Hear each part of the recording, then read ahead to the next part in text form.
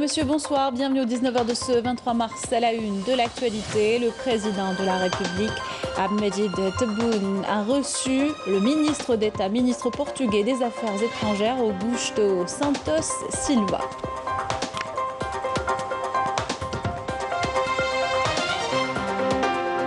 Décès du général Mouloud Belhadj, directeur général de l'établissement de développement des industries aéronautiques. Le président de la République, Abdelmajid Tebboune, adresse un message de condoléances à la famille du défunt.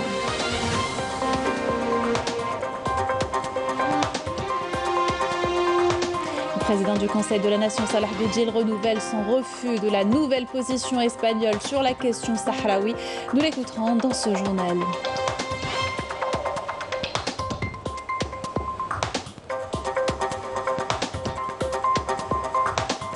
En Espagne, le mouvement gagne tout le pays où de nombreuses manifestations pro-sahraouis sont organisées. On dénonce un revirement illégal et injuste pour le peuple sahraoui.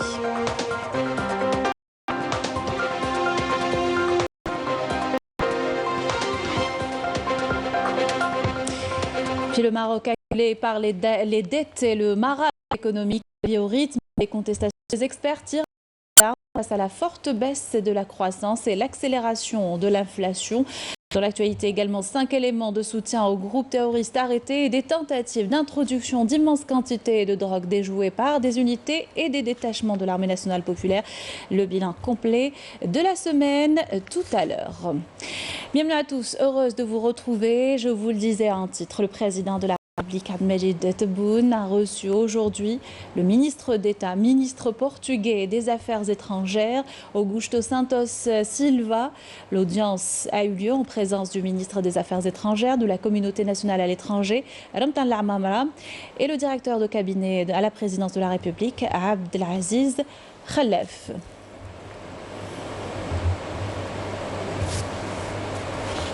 On écoute le ministre portugais des Affaires étrangères à l'issue de son audience avec le président de la République.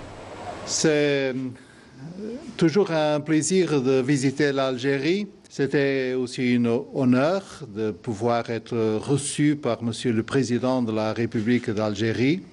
Le Portugal a une dette vers l'Algérie parce que l'Algérie a joué un rôle très important dans le processus de démocratisation du Portugal, soutenant l'opposition démocratique au temps de la dictature portugaise. Et puis, en 1975, ici, en Alger, on a signé les accords qui ont permis la décolonisation des anciennes colonies portugaises en Afrique. Alors, la naissance de nouveaux et très importants pays lusophones en Afrique. Mais ce n'est pas seulement une question d'histoire, c'est une question d'actualité. Le Portugal et l'Algérie appartiennent à la même région, au bassin méditerranéen. Et nous sommes des partenaires très importants dans ce bassin, dans cette région. Prenons la stabilité, prenons les bonnes relations entre les pays et les peuples et participons activement aux organisations de l'Union pour la Méditerranée ou la plateforme de coopération entre l'Union européenne et le Nord d'Afrique. Sur le plan latéral, nos relations sont parfaites, Monsieur le ministre, du point de vue politico-diplomatique, mais aussi du point de vue économique. À ce jour, 80 entreprises portugaises sont présentes ici en Algérie. On compte avec l'investissement algérien au Portugal dans un secteur très stratégique, l'énergie, et il y a des centaines d'entreprises portugaises qui exportent pour l'Algérie. Et la croissance économique, c'est vraiment une condition très importante pour le développement de nos sociétés et de nos peuples. Le Portugal écoute avec beaucoup d'attention l'Algérie en ce qui concerne les thèmes de la région de la Méditerranée, mais aussi de l'Afrique du Nord, du Sahel, parce que nous avons besoin tous de stabilité et de développement dans notre environnement. Merci bien.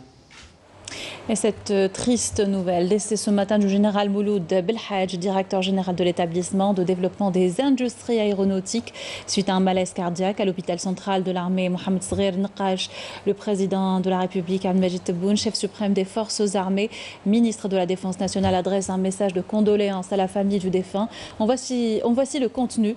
J'ai appris avec une immense tristesse le décès du général Mouloud Belhadj, directeur général de l'établissement de développement des industries aéronautiques.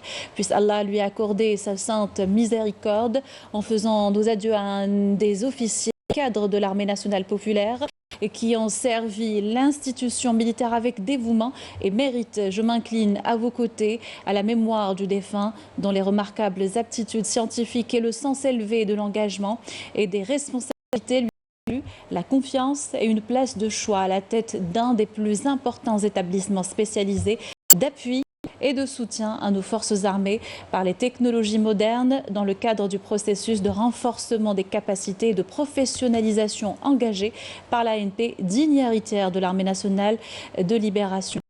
L'Armée nationale a souligné le président de la République dans son message.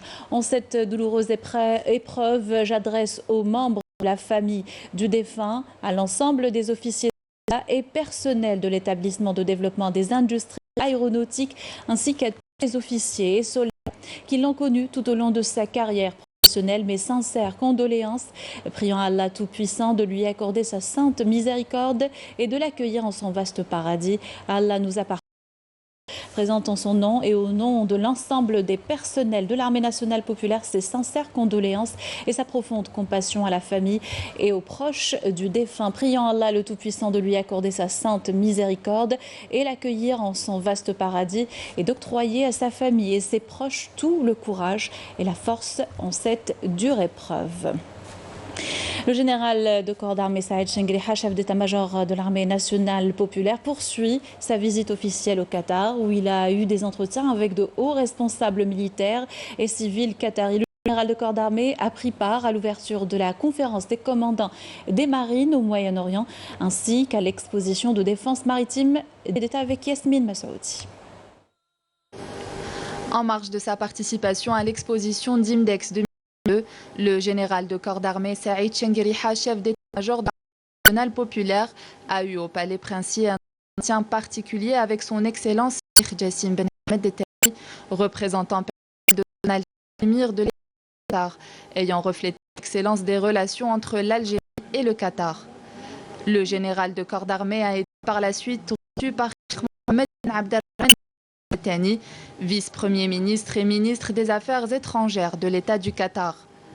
Par ailleurs, en guise de valorisation de la participation de l'Algérie à la 7e édition de l'exposition internationale de défense maritime de Doha, le général de corps d'armée a eu une entrevue particulière avec le vice-premier ministre, ministre d'État pour les Affaires de défense, le docteur Khaled Ben Mohamed El Atiya, qui a mis en valeur la place de l'Algérie et sa politique de défense avant de saluer sa participation avec la frégate El Modamer, numéro de bord 911, à cette exposition. Le général de corps d'armée s'était auparavant entretenu avec le conseiller de son Altesse l'émir du Qatar pour les affaires de défense, le général d'armée Hamed Ben Ali El Atiya. Les deux parties avaient évoqué en cette occasion l'importance de la doctrine militaire et la formation et le rôle dans l'édification d'une institution militaire compétente et moderne. Adoption au Conseil de la Nation du projet de loi relatif à l'exercice du droit syndical lors d'une séance plénière présidée par le président du Sénat, Salah Goudjil, en présence du ministre du Travail et de la Sécurité sociale, Youssef Chauffeur, et la ministre des Relations avec le président, Basma Azouar. Salah Goudjil a renouvelé à l'occasion son refus de la nouvelle position espagnole sur la question sahraoui. Je vous invite à l'écouter.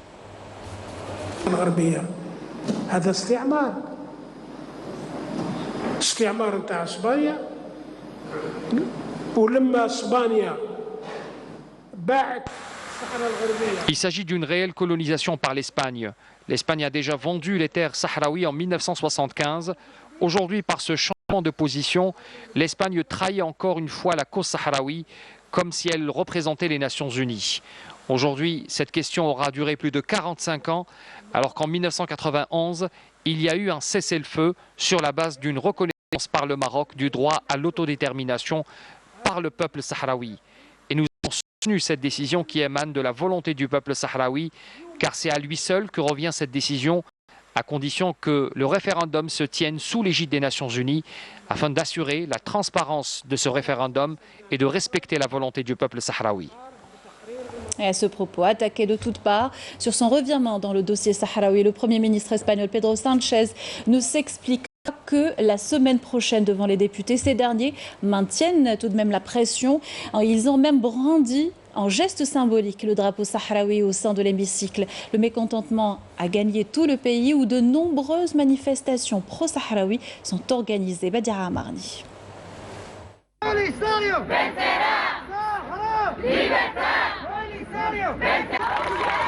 Les manifestations de rejet de la position du gouvernement espagnol quant à la cause sahraoui se poursuivent en Espagne. Aussi bien le Parlement que la rue dénoncent fermement ce nouveau revirement de position. Une campagne de dénonciation est donc enclenchée pour faire pression sur l'exécutif espagnol.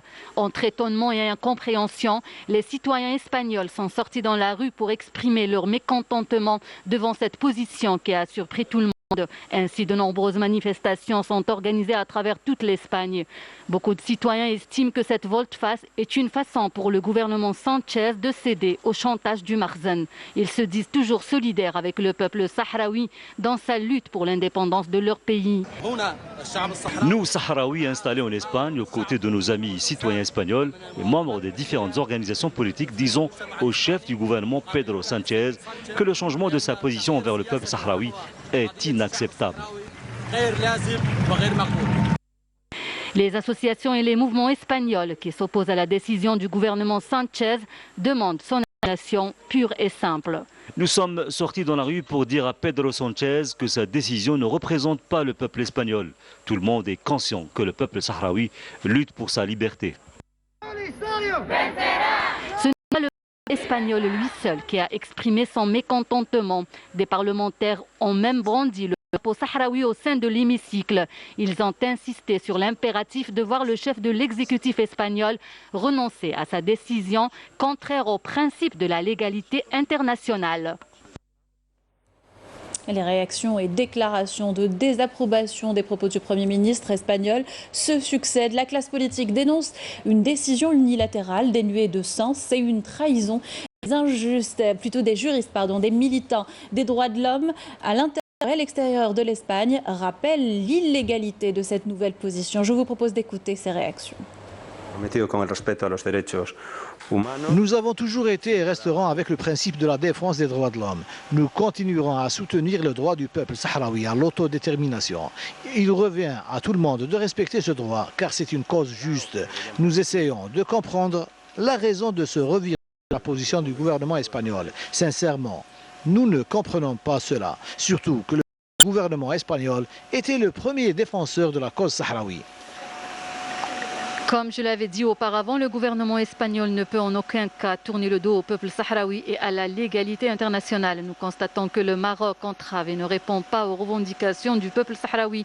De toutes les manières, le peuple sahraoui doit décider de son sort, ce qui devait se faire il y a de cela 30 ans. Le gouvernement actuel a pris une décision unilatérale et fait fi des conventions signées entre les deux pays et de tous les efforts onusiens. Bien sûr, ce changement à 180 degrés n'a aucune explication.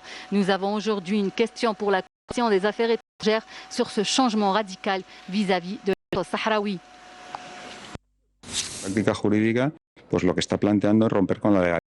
Le gouvernement espagnol actuel a fait fi de toutes les lois internationales. Tous les autres gouvernements successifs prenaient leurs décisions sur la base du respect de la liberté du peuple sahraoui. C'est un principe que tous les pays du monde doivent respecter. Le respect de ce droit est humain. Actuellement, et avec cette décision, l'Espagne est dans l'illégalité internationale. De notre part, nous défendons le respect du droit international.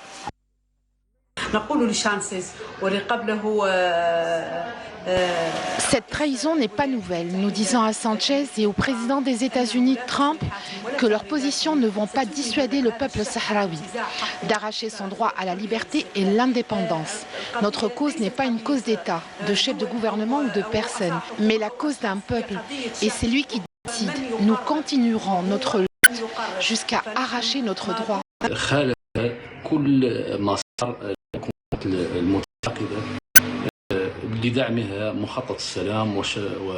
Le chef du gouvernement espagnol Sanchez a pris une position qui nous a tous surpris concernant l'accord sahraoui.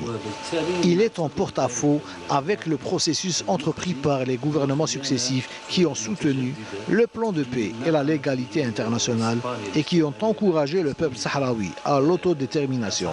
Nous qualifions cette décision de nouvelle trahison après la Convention de Madrid. Ceci est dû au chantage exercé par le Makhzen à travers le grand flux d'immigrants et de la drogue. Et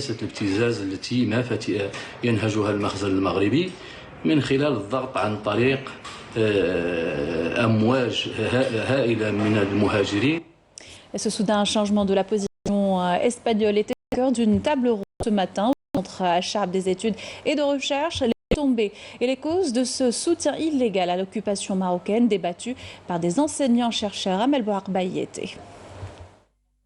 Lors de cette rencontre débat, les experts en relations internationales ont abordé les tenants et aboutissants de la décision du chef du gouvernement espagnol concernant la question du Sahara occidental et ses répercussions sur la région. C'est une double trahison de l'Espagne envers la cause sahraoui. La première fois, c'était en 1975 lors de l'accord de partition des territoires sahraouis. Selon les données dont nous disposons, la décision du Premier ministre espagnol a été prise sous la pression du Maroc, qui est connu pour recourir au chantage afin d'arriver à ses fins, en brandissant notamment la carte de la migration clandestine. Bien sûr, il y a en arrière-plan la crise en Ukraine. Il y a une crise dans le Sahel, il y a des changements un peu partout politiques, etc. Il y a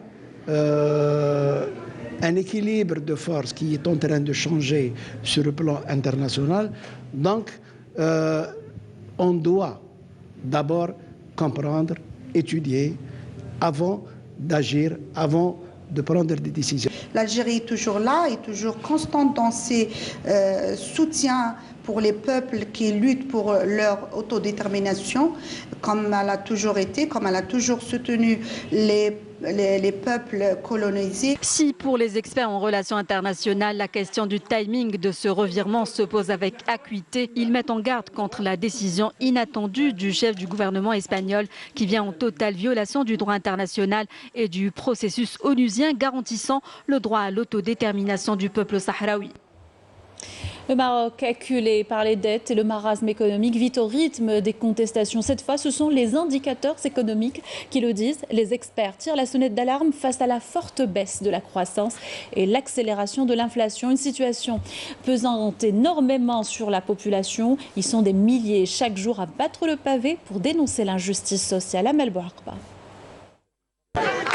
Le Maroc, un pays au bord de la banqueroute, qui se noie dans une spirale de dettes sans précédent, marquée par une forte baisse de la croissance et une accélération de l'inflation. C'est le signal d'alarme des experts financiers marocains qui mettent en garde le régime du Makhzen contre la gravité de la situation économique dont les conséquences sociales sont incommensurables, entraînant l'augmentation des dettes, de la pauvreté, un chômage généralisé et des disparités sociales croissantes qui se répercutent sur la flambée des prix des produits de première nécessité. Une situation qui pourrait conduire à l'implosion, alertent les analystes. Chiffres à l'appui, les experts se basent sur les données des institutions financières internationales, dont notamment la Réserve fédérale américaine Fed. Selon les experts, la décision de la Fed d'augmenter les taux d'intérêt sur les fonds fédéraux va accélérer l'exode des capitaux vers les marchés financiers aux États-Unis. Cette augmentation d'un quart de point de pourcentage à 0,5%, la première depuis 2018, affectera les emprunts marocains sur les marchés internationaux en raison de la hausse du dollar, selon l'analyste marocain Omar Bako. Une situation qui poussera les autorités marocaines à recourir au marché international pour emprunter environ 4 milliards de dollars comme prévu par la loi de finances de 2022.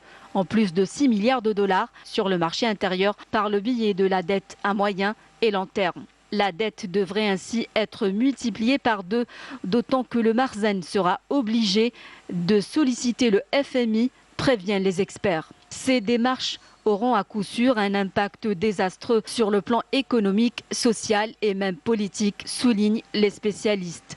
Cette situation est d'autant plus exacerbée par l'augmentation des importations, notamment des produits énergétiques et de blé, ce qui est de nature à affecter les équilibres financiers du Maroc. Dans le même sillage, le rapport publié hier par la Banque El Maghreb accable le régime du Makhzen, estimant que la croissance économique au Maroc pour l'année 2022 connaîtrait une baisse sensible et ne dépasserait pas les 0,7%.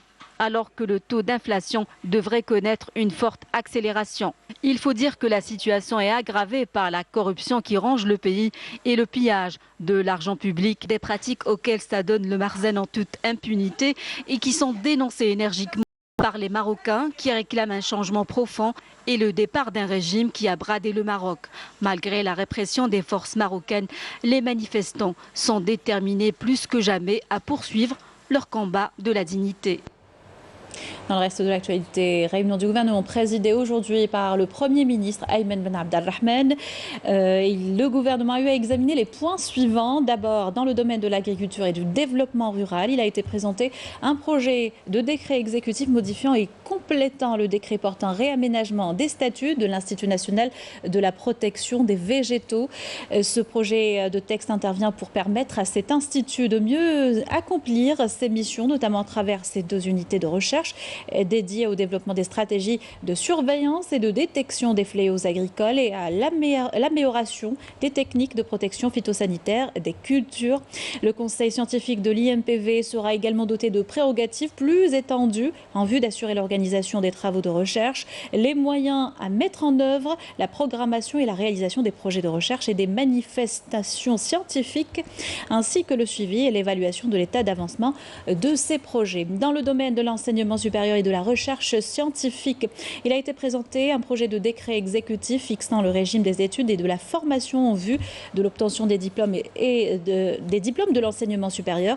Ce projet de texte s'inscrit dans le cadre de la mise en œuvre des instructions du président de la République visant à l'élaboration de l'arsenal réglementaire nécessaire à la mise en œuvre des réformes dans le domaine de l'enseignement supérieur avant la rentrée 2022-2023. Aussi, ce projet de décret exécutif reflète une nouvelle vision incluant et régulant l'ensemble des aspects liés au régime des études et de formation en vue de l'obtention des diplômes d'enseignement supérieur nationaux afin d'adapter et d'harmoniser ce régime avec les évolutions en cours à l'échelle nationale et internationale, notamment en matière de formation, de mode d'enseignement, de relations de l'université avec l'environnement socio-économique et d'ouverture à l'international. Ce projet instaure ainsi une flexibilité dans le système d'enseignement et de formation universitaire pour être en harmonie avec les exigences des technologies de l'information et de la communication dans le domaine pédagogique.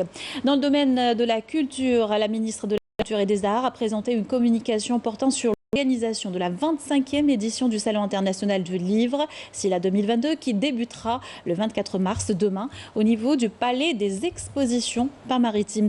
Édition à laquelle l'Italie sera l'invité d'honneur enregistrera un nombre record de participants avoisinant 1250 exposants, dont 266 Algériens, 324 issus de pays arabes et 660 exposants étrangers de diverses nationalités.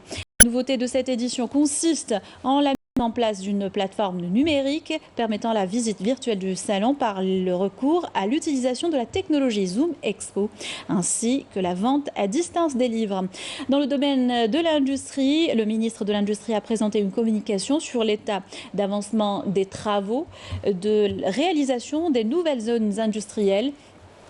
Dans ce cadre, le Premier ministre a chargé les membres du gouvernement concernés par cette opération à l'effet de prendre les mesures nécessaires pour la levée des contraintes rencontrées en accordant la priorité aux zones industrielles dont les travaux d'aménagement sont en phase de finalisation et dont l'entrée en exploitation contribuera à répondre aux besoins grandissants en foncier exprimé par les 20 investisseurs fin du communiqué de la réunion du gouvernement.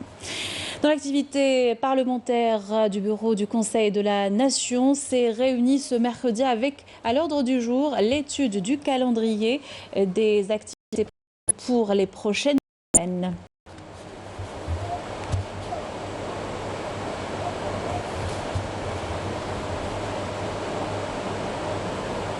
Les journées parlementaires autour de la loi sur les collectivités locales organisées par le groupe parlementaire du mouvement de la Société pour la paix. La journée a eu lieu en présence du président de l'Assemblée populaire nationale, Ibrahim Bourali, et des représentants de plusieurs secteurs, a connu des débats et analyses pour une nouvelle gouvernance locale. Je vous invite à écouter le président de l'Assemblée populaire nationale. L'effort exigé pour renouveler et consolider le rôle de l'élu local est un effort collectif dans lequel participent l'électeur par sa conscience et sa présence efficiente, l'élu par sa compétence et sa capacité à gérer, mais également la société civile et différentes tendances politiques, de même que les institutions constitutionnelles. Même si elle est sincère, la volonté politique ne suffit pas à elle seule pour amorcer le changement escompté, si les autres partis concernés ne s'acquittent pas de leur mission convenablement. Coopération, le ministre des Affaires étrangères de la communauté nationale à l'étranger, Mtan Lamamra, a reçu aujourd'hui son homologue portugais des Affaires étrangères, Augusto Santos Silva. Les discussions se sont élargies par la suite aux délégations des deux pays.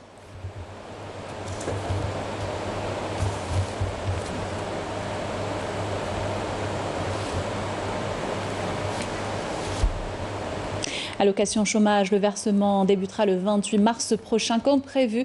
Selon le ministre du Travail et de la Sécurité sociale, Youssef Chorfa était l'invité du secteur hier où il a fait état de plus de 580 000 dossiers retenus. Dans un premier temps, on l'écoute.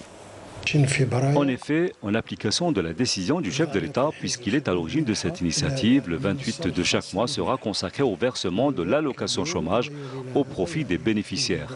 Donc, dès le 28 du mois en cours, tous ceux qui ont obtenu l'accord se verront verser leur allocation sur leur compte CCP. Le 25 février dernier, nous avons lancé les inscriptions sur une plateforme dédiée à cette allocation. Au 22 mars, nous avons enregistré plus de 1 80 000 demandes ou préinscriptions. Sur ce nombre, 92% ont obtenu un rendez-vous pour déposer leur dossier. Sur les 92% qui représentent près de 1 million d'inscrits, plus de 580 000 dans une première étape recevront l'allocation chômage sur le compte courant. Les bénéficiaires de l'allocation chômage sont répartis selon leur niveau d'instruction comme suit. 38% des bénéficiaires sont des diplômés universitaires, 20% ont un diplôme de technicien supérieur obtenu dans le cadre de la formation professionnelle et 42% ont divers niveaux, ils ont des métiers. Pour ce qui est des comptes courants, les diplômés universitaires en poste courant ont été ouverts au niveau d'Algérie Post. Pour rappel, les bénéficiaires de l'allocation chômage bénéficieront également d'une couverture sanitaire et d'une carte Chifa. 66e anniversaire de la mort du Shahid Mustafa Ben Boulaïd. Au-delà d'une date à commémorer, c'est une célébration du héros et de ses sacrifices. À Batna, son lieu de naissance, le ministre des Moudjahidines et des ayants droit, Aïd al-Bira, a réaffirmé la nécessité de s'accrocher aux valeurs nationales et préserver le message de nos martyrs. Sofiane Hamoudi. C'est un lieu hautement symbolique, la maison de Mustafa Ben Boulaïd, qui a pu naître, grandir de la révolution algérienne. Aujourd'hui, un hommage est rendu à la mémoire de Si Mustafa à l'occasion du 66e anniversaire de sa mort. Mustafa Ben Boulaïd n'est pas seulement mon père, il est le père de tous les Algériens. Mes prières sont adressées à tous les martyrs tombés au champ d'honneur pour que les Algériens vivent en liberté. Mon père est un martyr de la Révolution, a sacrifié sa vie, sa famille et tout ce qu'il possédait pour sa patrie. Il faut que la génération montante connaisse son histoire, car c'est à elle qu'incombe la responsabilité de l'édification de l'Algérie nouvelle. Mustafa Ben Boulaïd, ce militant hors pair et exemple de sacrifice, avait pour seul objectif de voir l'Algérie libre, fière et indépendante. Cette commémoration a permis à plus de 600 familles de bénéficier du gaz naturel dans de nombreux villages de la Daïra d'Aris. Cette commémoration a pour objectif de préserver la mémoire de nos martyrs, mais aussi de tirer des enseignements de leurs sacrifices et de leurs valeurs qui doivent constituer une référence pour cette génération. Les Moudjahidines qui ont intervenu au cours de la rencontre ont mis l'accent sur le parcours et le génie du martyr. Une mémoire qui restera ancrée dans l'histoire de notre glorieuse révolution. Ce communiqué du ministère de la Défense nationale dans le cadre des efforts intenses fournis par les différents détachements et unités de l'armée nationale populaire dans le domaine de la lutte antiterroriste et dans le sillage de l'opération de qualité qui s'est soldée récemment par l'élimination de 8 terroristes et la capture de 7 autres et la récupération d'un lot d'armes et de munitions. Et suite à l'exploitation efficiente des renseignements fournis par le terroriste capturé, Batayyeb Youssef, dit Oussama Abou Sofiane Nirassi, émir du groupe terroriste, des détachements de l'ANP ont procédé lors d'opérations de ratissage à Skikda et Djidjel au déterrement de la dépouille du terroriste dénommé Belabbès Ad-Din Tayyib dit Abou Al-Abbas à Oued Djinjen, wilaya de Djidjel. Le dit terroriste a rallié les groupes terroristes en 1993 avant d'être rabattu en 2013. Aussi, ces détachements ont découvert et détruit 12 casemates pour terroristes et récupéré un lance-roquette RPG-7, un lance-roquette RPG-2, 2 fusils mitrailleurs FMPK, un fusil mitrailleur RPK, 5 bombes de confection artisanale, les explosifs, 6 roquettes pour RPG-2, 2 roquettes pour RPG-7, 6 détonateurs pour RPG-7, de charge pour RPG-2, 888 balles, 2 émetteurs-récepteurs, 2 ordinateurs portables ainsi qu'une somme d'argent en monnaie nationale et en devise, des vêtements, des denrées alimentaires et d'autres objets. Cette opération de qualité vient réitérer l'efficacité de l'approche adoptée par le haut commandement de l'ANP pour l'extirpation du terrorisme, de l'ensemble du territoire national, ainsi que la détermination des unités de nos forces armées à pourchasser les résidus du terrorisme là où ils se trouvent. Autre bilan, 5 éléments de soutien au groupe terroriste, 23 narcotrafiquants ont été arrêtés et des tentatives d'introduction d'immenses quantités de drogue à travers les frontières avec le Maroc ont été déjouées par les unités et des détachements de l'armée nationale populaire durant la semaine écoulée. Des opérations de qualité qui reflètent le haut professionnalisme, la vigilance et la disponibilité permanente de nos forces armées à travers tout le territoire national. Le bilan complet par Yasmine Massaouti. Dans le cadre de la lutte contre la criminalité organisée et en continuité des efforts intenses visant à contrecarrer le fléau du narcotrafic dans notre pays, des détachements combinés de l'armée nationale populaire ont arrêté en coordination avec les différents services de sécurité au niveau des territoires des 2e et 3e régions militaires 23 narcotrafiquants et ont déjoué des tentatives d'introduction d'immenses quantités de drogue à travers la frontière avec le Maroc, s'élevant à 9 quintaux et 92 kg de kif traités, tandis que 46 autres narcotrafiquants ont été arrêtés et 30 kg de la même substance et 285 461 comprimés psychotropes ont été saisis lors de diverses opérations exécutées à travers les autres régions militaires. Par ailleurs, des détachements de l'armée nationale populaire ont intercepté à Tamanrasset, Borj-Beji Mukhtar, Ingezem, Janet et Tindouf 559 individus, saisi 27 véhicules, 123 groupes électrogènes, 117 marteaux-piqueurs, 44 tonnes de mélange d'or brut et de pierre, des quantités d'explosifs et des outils de détonation et d'autres équipements utilisés dans les opérations d'orpaillage illicite.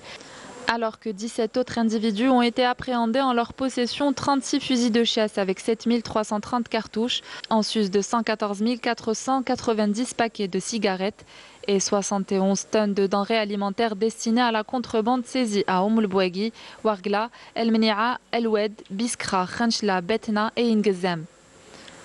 Dans le même contexte, les gardes-frontières ont joué des tentatives de contrebande de grandes quantités de carburant s'élevant à 50 080 litres à Tamanrasset, Adrar, Tebessa, Taraf et Souqahras. Tandis que 135 immigrants clandestins de différentes nationalités ont été arrêtés à Janet, Tlemcen, Insalah, Béchar et Ouargla. Et cette convention entre l'entreprise publique de télévision et le Conseil du renouveau économique algérien, la signature a eu lieu ce matin. Le directeur général de l'EPTV Chaban Lounakel et le président du CREA Kamel Moula. Il est question d'accompagner les entreprises économiques et la dynamique de développement du pays.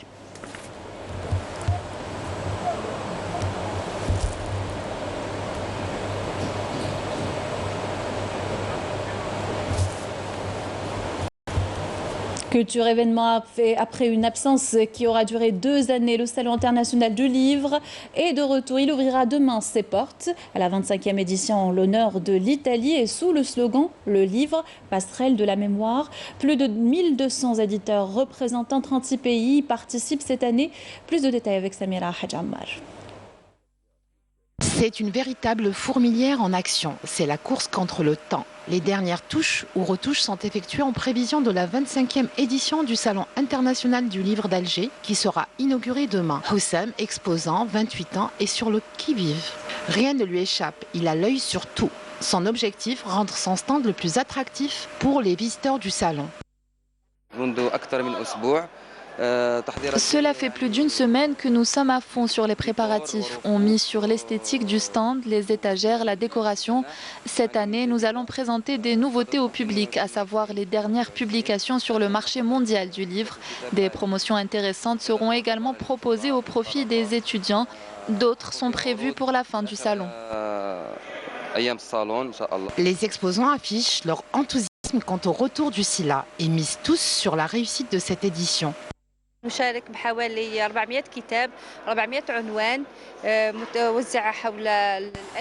Nous allons participer avec 400 titres, dont des guides et des publications du Conseil et des magazines.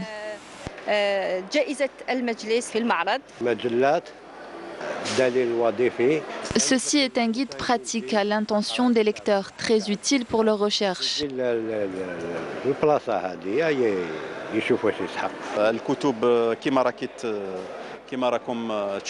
Comme vous le voyez, nous sommes aux dernières retouches. Le Salon international du livre est la plus grande librairie d'Algérie. Cet événement draine à chacune de ses éditions plus d'1 million de visiteurs. Un mot de sport, football aussi. Herbal Ouizdad s'est imposé cet après-midi face au Mouloudia d'Alger, 1-0 pour le compte de la mise à jour de la 18e journée du championnat de Ligue 1. L'unique but de la partie a été inscrit par le défenseur Chouaib Kded. Avec ce succès, le CRB conforte sa position de leader avec 45 points et 2 matchs en retard.